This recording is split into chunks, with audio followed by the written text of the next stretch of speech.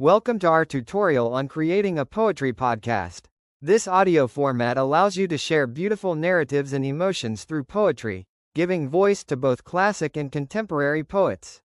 Podcasts have gained immense popularity in recent years, creating accessible platforms for authors and audiences alike. By participating in this creative endeavor, you not only enhance your storytelling skills but also connect with a community that appreciates literature. Let's dive into how you can create your own enriching experience as a poetry podcaster. Poetry podcasts enrich cultural expression and literacy. They provide an engaging way to introduce poetry to audiences who may be more inclined to consume audio content. This format can foster a deeper appreciation for literature among various demographics, including students, adults learning a new language, and those seeking cultural connections. By exploring both popular and traditional poetry, you can help bridge generations and promote intergenerational dialogue in your community. Creating a literary podcast allows you to bring people closer to reading, create new readers, promote new authors, and spread the word about unknown authors from the community, enhancing their creative development, on the one hand, and the cultural development of the community, on the other. Let's begin by discussing the equipment you'll need. For this tutorial, we'll be using the Rodecaster Pro 2 mixer for high-quality audio recording and Reaper for editing. Ensure you have a good microphone and headphones ready for the best results. It's not absolutely necessary to use tools such as this Rode mixing desk. A smartphone connected to a wireless microphone, a USB-C microphone, or even a lavalier mic can also be perfectly acceptable solutions. However, if you plan to produce a large number of episodes, you may soon feel the need to upgrade your equipment in order to achieve a higher level of audio quality. That difference in quality will be noticeable to anyone listening with even a moderate level of attention. To avoid issues later on, it's advisable to carry out several tests before you start publishing. These tests will help you decide what kind of equipment is viable within your available budget, while also considering the medium and long-term goals for your podcast.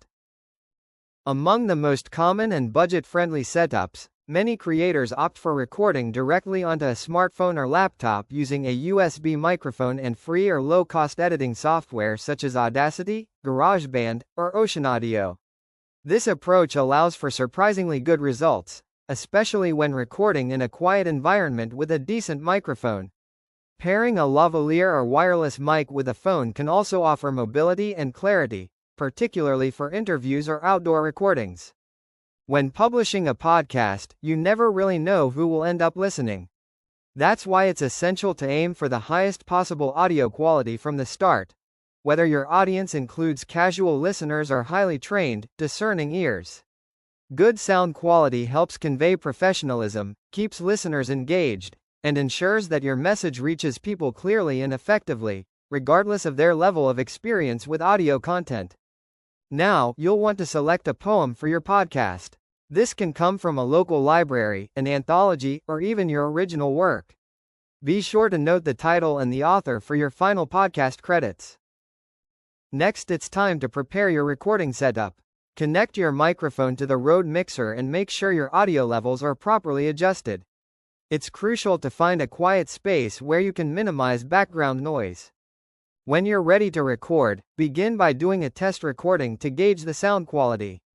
Once satisfied, start reading the poem aloud with emotion and clarity. Remember, expressiveness is key to bringing poetry to life. You can record multiple takes to capture the best version. Once you have your recording, it's time to edit your podcast using Reaper.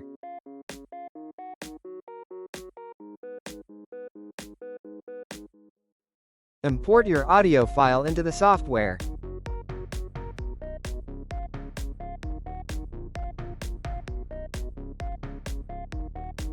Cut any mistakes and add any necessary effects or background music to enhance the listening experience. Keep in mind that for high audio quality, you'll want to balance levels and add any desired embellishments.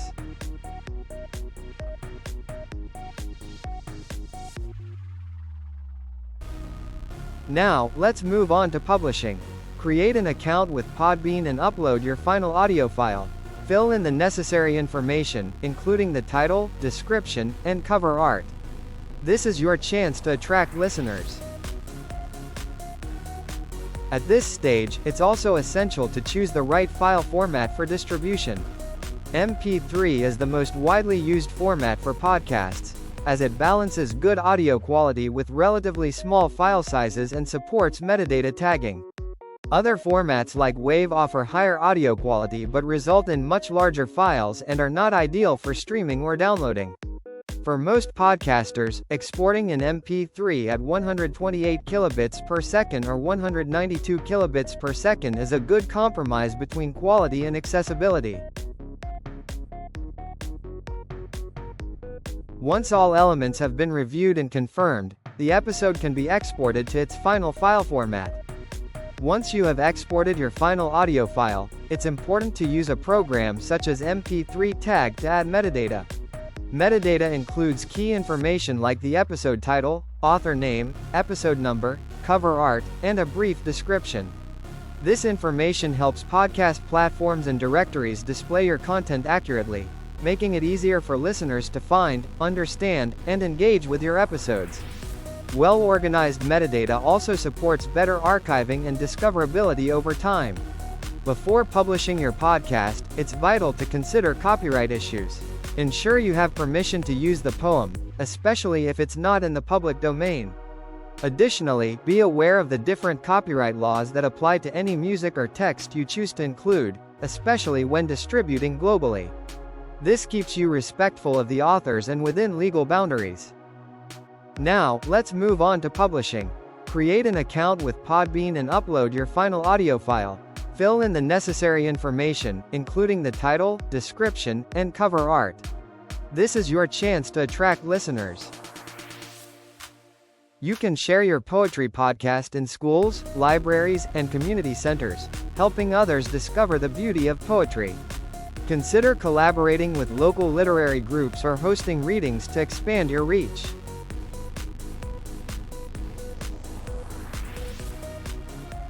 Next, you can listen to an example of an episode of a poetry podcast, edited by the software Reaper.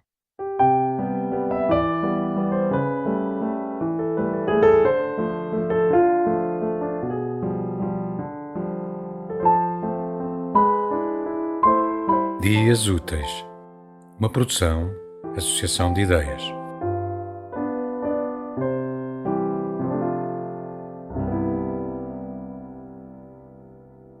Rude girl, you don't talk back to your elders. She had asked me a question. I know she had because she used a where, what, why word and lifted her voice like questioners do. Rude girl, don't interrupt when others are speaking. But I had something to say. I've been practicing. It's relevant, I promise. How does everybody already know when the next gap will be? Adults. Now they're talking about something else. To not understand, but to not understand.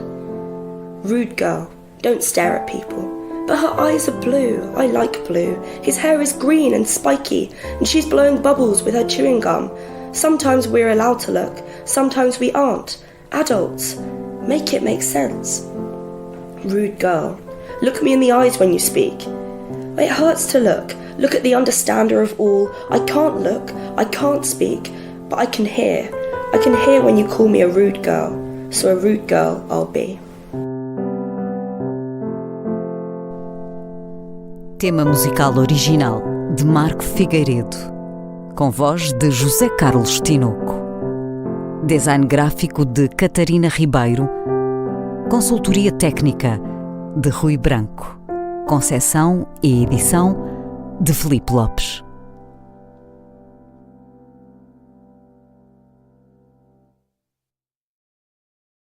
Thank you for joining us in this tutorial on creating a poetry podcast.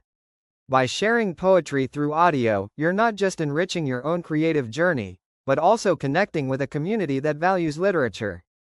Happy podcasting!